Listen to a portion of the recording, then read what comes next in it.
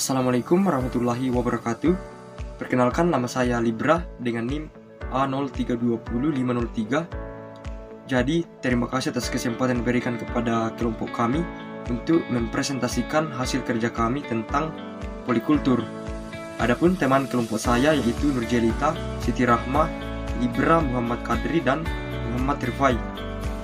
Jadi, kita melangkah ke poin pembahasan yang pertama yaitu pengertian polikultur. Jadi, polikultur ini berasal dari kata poli dan kultur. Poli berarti banyak, kultur berarti pengelolaan atau pengolahan.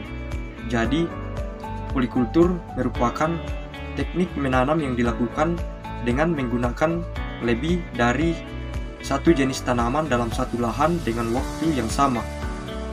Penggunaan tanaman yang akan dipolikulturkan harus tepat dan saling menguntungkan atau setidaknya tidak saling merugikan karena terdapat dua jenis tanaman yang berbeda dalam satu lahan. Kemudian ada beberapa jenis polikultur yang sering digunakan oleh petani.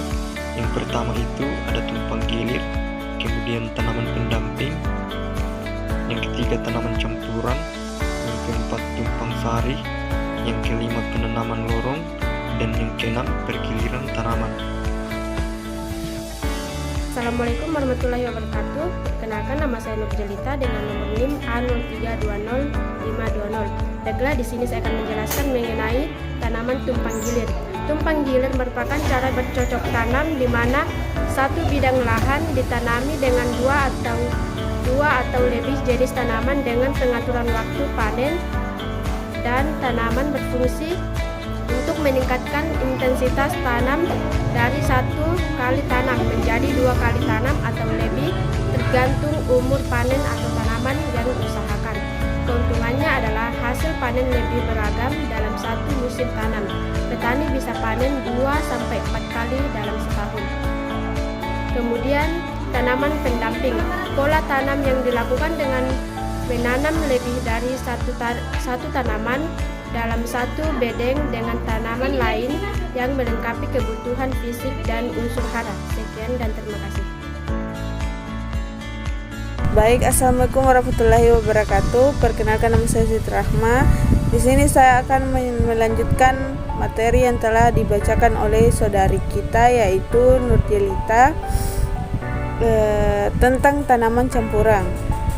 Pola tanaman yang dilakukan dengan penanaman lebih dari satu jenis tanaman pada suatu lahan dalam waktu yang sama, seperti tomat dan kubis dalam satu bedeng. Hal ini berfungsi untuk mengendalikan penyakit dan hama seperti ngungat, trip yang biasanya merusak tanaman kubis. Selain tanaman campuran, adapun tumpang sari. Tumpang sari adalah suatu bentuk pertanaman campuran atau polikultur berupa pelibatan dua jenis atau lebih tanaman pada suatu lahan tanam dalam waktu yang bersamaan atau agak bersamaan. Tumpang sari yang umum dilakukan adalah penanaman dalam waktu yang hampir bersamaan untuk dua jenis tanaman budidaya yang sama, seperti jagung dan kedelai atau jagung dan kacang tanah.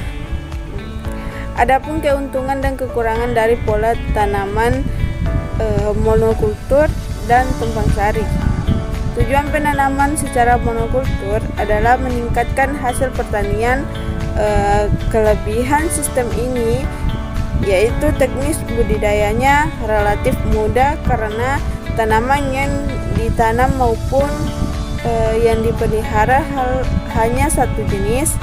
Sedangkan kelemahan sistem ini adalah tanaman relatif mudah terserang hama maupun penyakit.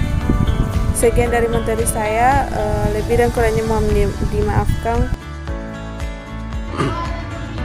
Assalamualaikum warahmatullahi wabarakatuh. Perkenalkan, nama saya Muhammad Kadri dengan NIM A0320524. Baik, saya akan langsung menjelaskan, yaitu tentang penanaman lorong.